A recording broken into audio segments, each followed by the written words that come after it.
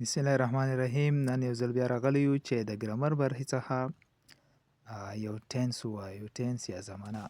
نو لومړی راځو ټینس پیژنو چې ټینس څه ته وایي. ټینس زمانې ته وایي، زمانه یا وخت.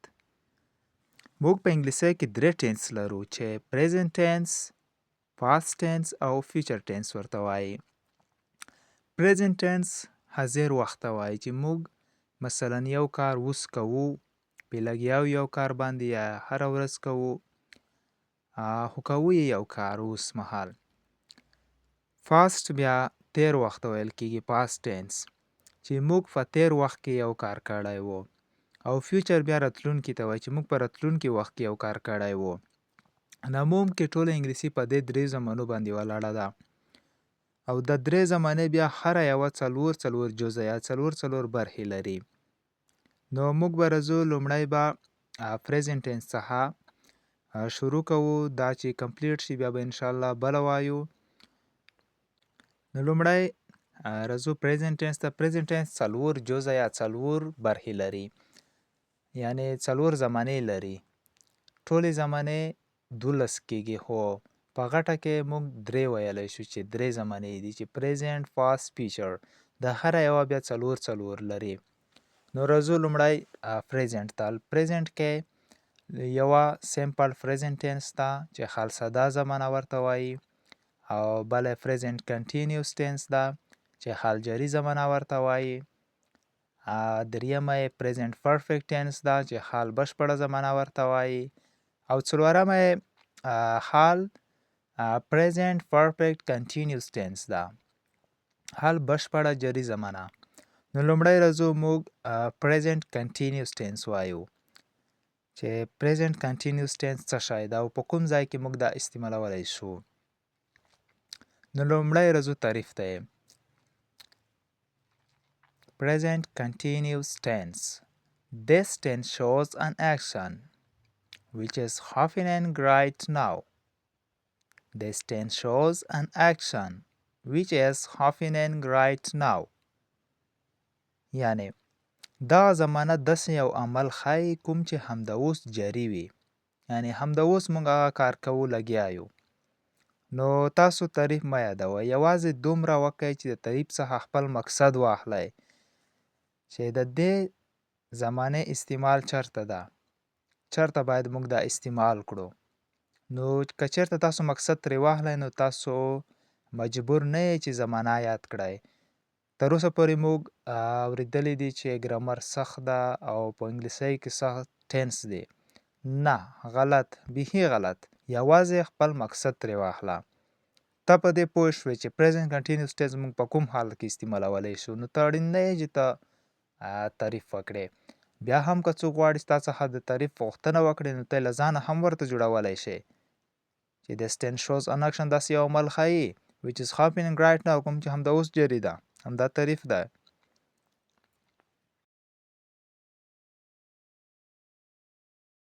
راځو یو څو مثالو ته. مثلا تاسو ښوونځي ته روان یې، مکتب ته روان یې. نو په انګلیسۍ کې به څنګه وایو چې زه ښوونځي ته روان یم. په انګلیسۍ کې به داسې وایي چې I am going to school. I am going to school. زه ښوونځي ته روان یم. یا هم داسې وایي چې زه ډوډۍ خورم. اوس مهال زه ډوډۍ خورم، لګیا یم. نو داسې به وایي چې I am eating the meal. I am eating the meal. I am eating the meal. زه اوس ډوډۍ خورم، لګیا یم. نو دې ته وایي present continuous tense. راځو structure ته.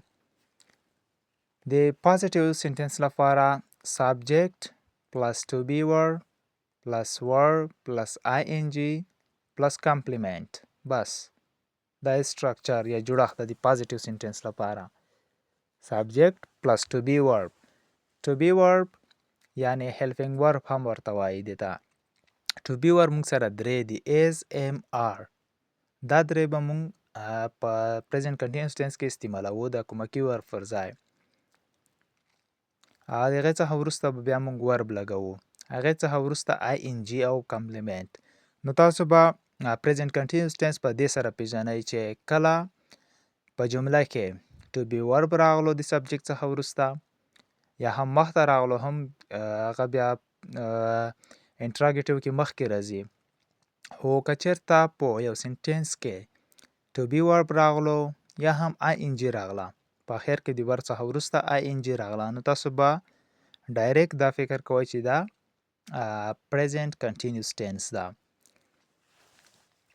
نو اوس راځو په دې کې یو جمله وایو چې مثلا I'm eating the meal. I am eating the meal. زه اوس ډوډۍ خورم. I'm eating the meal. زه ډوډۍ خورم. اوس راځو نیگیټیو سټراکچر، یعنی دا منفي ته اړوم چې زه اوس ډوډۍ نه خورم.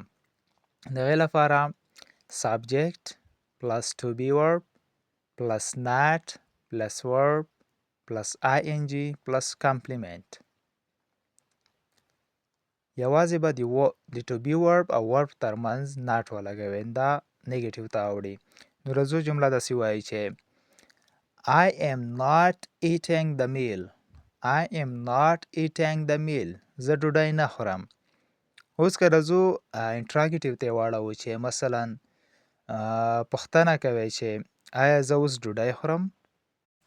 هغې لپاره یوازې to be verb به مخکې کړئ. to be verb د آی لپاره ام استعمالیږي، د آی لپاره ام، او نور به هماغه پازیټیو سنټینس ووایئ او په اخر کې به کوېشن مارک ولګوئ. مثلا am I eating the meal؟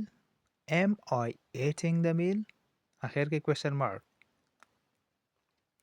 نو د دې معنا به شي چې آیا زه ډوډۍ خورم اوس؟ آیا زه اوس ډوډۍ خورم؟ am I eating the meal؟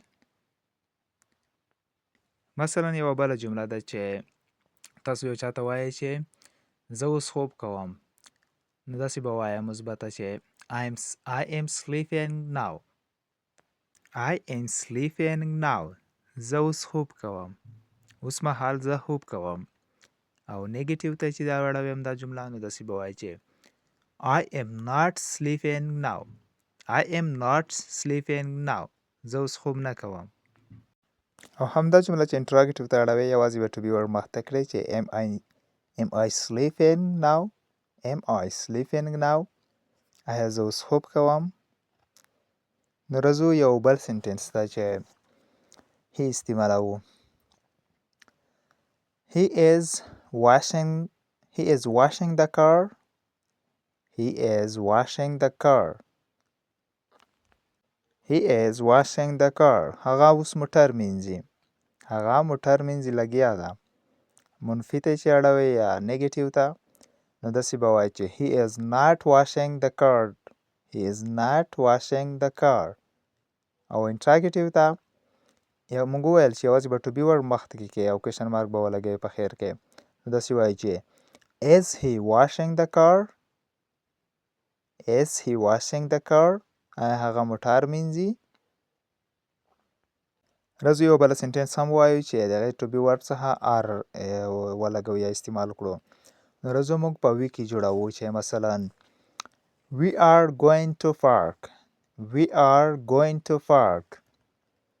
که چېرته وي ولګوو یا جمع وي یا داسې یو څو نومونه وي، نو هغې لپاره بیا موږ to be verb are لګوو، ام یوازې د آی سره لګوو، او د هی شي او اټ سره موږ یوازې is لګوو. he is یا she is یا it is. د آی سره ام لګوو، او وی یو دې سره، او فلورل ناون یعنی ډېر نومونه یا ډېر کسانو سره هم موږ are استعمالوو. نو راځو پلورل کې وایو چې we are going to the park. we are going to the park. موږ پارک ته روان یو. نیگیټیو we are not going to the park. we are not going to the park. موږ پارک ته نه یو روان. اوس پوښتنه کوو are we going to the park؟ are we going to the park؟ آیا موږ پارک ته روان یو؟ نو دا وه present continuous tense. نورې چې څومره جملې وي تاسو جوړولی شئ په همدې سټرکچر جوړښت باندې. یوازې همدا سټرکچر استعمالوئ او جمله جوړوئ. نو thanks for watching. Please subscribe our YouTube channel. هیله کوم چینل در سره سبسکرایب کړئ او ویډیو ته که نور نه وي یو لایک ورکړئ چې موږ دومره خواري کوو ستاسو لپاره. په ډېره ساده او ارزانه ژبه کې جملې جوړوو، سینټنس، ګرامر، انګلیسي، ټول هر څه تاسو ته په ډېر ساده او ارزانه ژبه باندې راوړو.